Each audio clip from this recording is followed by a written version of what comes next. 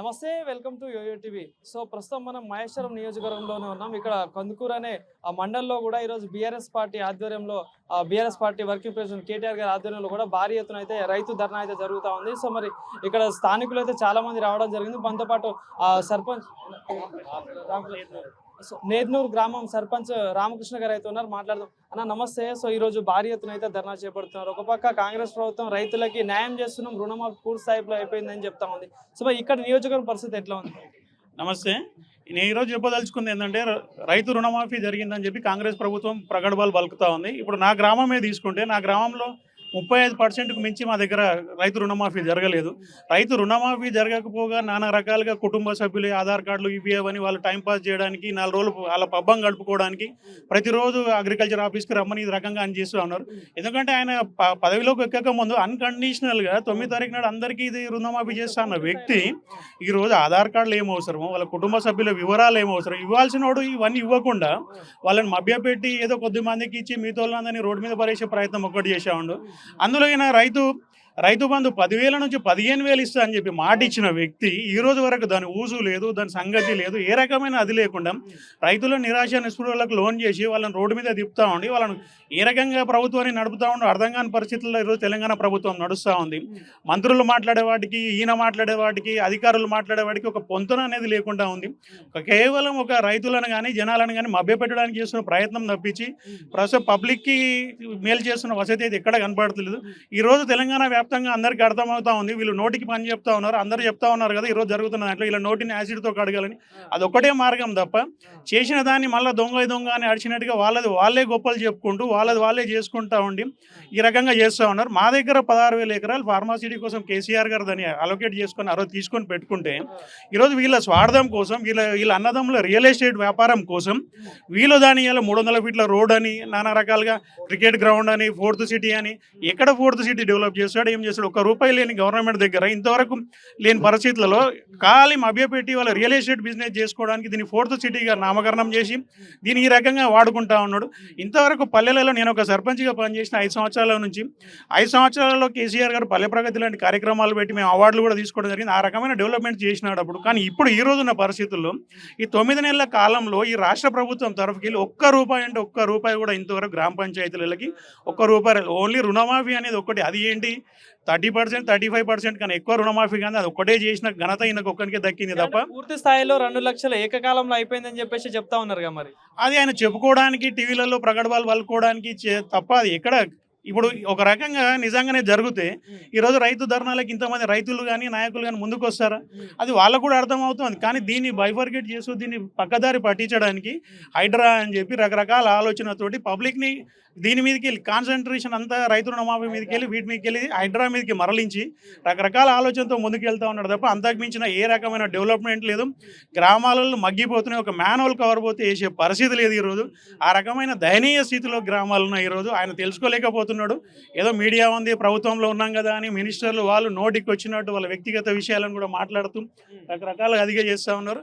ఇది సబితమ్మ అడ్డ. ఎవరు అనుకున్నా అనుకోకపోయినా సబిత గారికి ముందుకు వచ్చి అది లేదు. ఆమె మీద కూడా రకరకాల స్టేట్మెంట్లు కామెంట్లు చేస్తూ ఉన్నారు. అవన్నీ ఆమె ఓపెన్ మైండెడ్. ఎందుకంటే ఇంత మెజారిటీతో గెలవడానికి కారణం ఆమె కృషి, పట్టుదల, కార్యకర్తలకు అందుబాటులోనే ప్రతిదీ ఆ రకంగా చేసింది. కాబట్టి మా సబితమ్మకి ఈరోజు పబ్లిక్లో ఇంత ఆదరణ ఉంది. ఈ ఆదరణను తగ్గించడానికి, మహిళలను తక్కువ చేయడానికి, నానా రకాలుగా కృషి చేయడానికి ప్రయత్నం చేస్తూ ఉన్నారు రేవంత్ రెడ్డి గారు, వాళ్ళ కోవర్గం అంతా. వాళ్ళు ఏమి చేసినా ఇక్కడ సబితమ్మను ఎండ్రగ మందం కూడా వాళ్ళు ఏమి హాని తలపెట్టలేరు. ఆమెను మీరు ఎంత మాట్లాడినా పబ్లిక్లో ఉన్న ఆదరణ కానీ ఆప్యాయత కానీ సబితమ్మకి ఏ రోజు తగ్గబోదు. ప్రజాపాలన అంటా ఉన్నారు, రైతు భరోసా అంటున్నారు, అంటే అందిస్తామంటున్నారు, ఇంకోటి మహిళలకు 2,500 అన్నారు, ఫ్రీ బస్ అన్నారు. అసలు ఏంది మరి గ్రామ స్థాయిలో నిజంగా ఇవన్నీ అమలు అవుతున్నాయి అన్న అంటే ఏం చెప్తారు? ఎంతవరకు అమలు అవుతున్నాయి? ఒక రుణమాఫీ మీద కాన్సన్ట్రేట్ చేస్తేనే 35% రాలేదు. ఇంకా గ్యాస్ లేదు, 2,500 లేవు. ఇవన్నీ చెప్పుకోవడానికి మాత్రమే ఉన్నాయి తప్ప నేను అదే చెప్తా ఉన్నాను. వీళ్ళు చేసింది ఏం లేదు. పెన్షన్లు 4,000 అన్నాడు, అన్నీ డిసెంబర్ 9 అన్నాడు. ఎటుపోయింది? మళ్ళీ డిసెంబర్ 9 వస్తుంది. ఇప్పటివరకు అతి గతి లేదు. మాటల వరకు మాత్రమే తప్ప ఆచరణలో ఏ మాత్రం లేదు. వాళ్ళు ఊకదంపుడు ఉపన్యాసాలు, వాళ్ళని పబ్లిక్ను రెచ్చగొట్టే మాటలు, ఒక ముఖ్యమంత్రి స్థాయిలో ఉండి ఆయన మాట్లాడే మాటలు చూస్తే నిజంగా చిన్నోడికి పెద్దోడికి కూడా ఏంటి అసలు ఇది మన తెలంగాణను ఎటు తీసుకెళ్తుండు.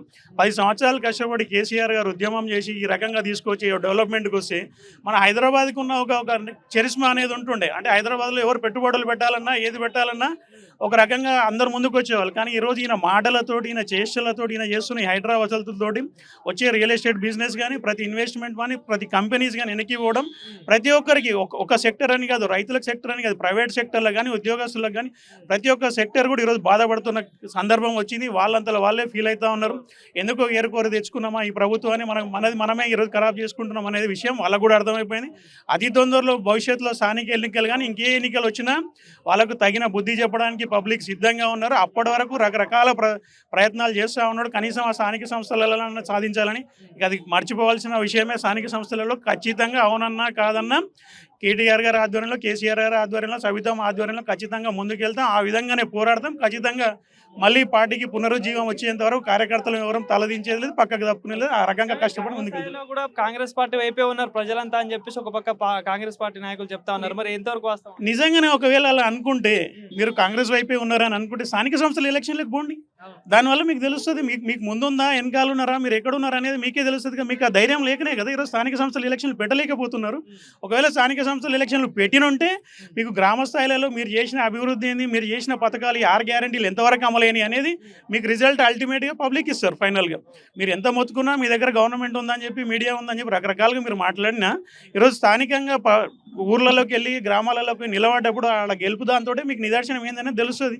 రండి, రెఫరెండం లాగా భావించుకోండి. అప్పుడు అర్థమవుతుంది మీకు ఏ రకమైన పబ్లిక్ మీ దగ్గరికి వెళ్ళి ఎంతవరకు మీకు సపోర్ట్ ఇస్తున్నారని. ఈరోజు ఏంటి అంటే ప్రభుత్వం ఉంది కాబట్టి కొన్ని పథకాలు వస్తాయో రావో అనే భయాందోళనతో పోతే ఏమనుకుంటారో, రాకపోతే ఏమనుకుంటారో అనే ఒక ధోరణితోటి మాత్రమే ఇలా మీకు సపోర్ట్ చేస్తూ ఉన్నారు. కానీ నిజంగా ఒక స్థానిక సంస్థలు ఎలక్షన్లు పెడితే మీకే కలగట్టినట్టు. ధర్నాను ఉద్దేశించుకొని ఏం చెప్పదలుచుకున్నారు? మీ నియోజకవర్గ ప్రజలకైనా, మీ గ్రామ ప్రజలకైనా, తెలంగాణ ప్రజలకి ఏం చెప్పదలుచుకున్నారు, రైతులకు కానీ? అంటే ఈ రోజు మేము చేపట్టే ధర్నా, కేటీఆర్ గారి ధర్నా కానీ, సబితమ్మ గారి ధర్నా వల్ల ఏంటంటే ఇప్పటి వరకు జరిగింది ఖాళీ 35% వరకు మాత్రమే జరిగింది. ఈ రోజు ఈ ధర్నాల వల్ల ఈ రేవంత్ రెడ్డి గారికి గవర్నమెంట్ మెడలు వంచి మిగతా వారికి రాని వాళ్ళందరికీ రైతు రుణమాఫీ అయ్యే విధంగా ఆ స్థాయికి తీసుకెళ్లాలని, అలాగే 10,000 నుంచి 15,000 రైతు బంధు ఇస్తామని చెప్పి రైతులను ఎక్కడైతే మోసం చేసినాడో ఆ డబ్బులు కూడా ఇచ్చే వరకు మెడలు వంచడానికి ఈరోజు ప్రతి కాన్స్టిట్యున్సీలలో జరిగే ధర్నాలలో పాల్గొని ఖచ్చితంగా మళ్ళీ పునరుజ్జీవం తీసుకొచ్చి వీళ్ళ మెడలు వంచి రైతులకు న్యాయం జరిగే వరకు పోరాడతామని చెప్పి తెలియజేసుకుంటాం. Thank you. Thank you.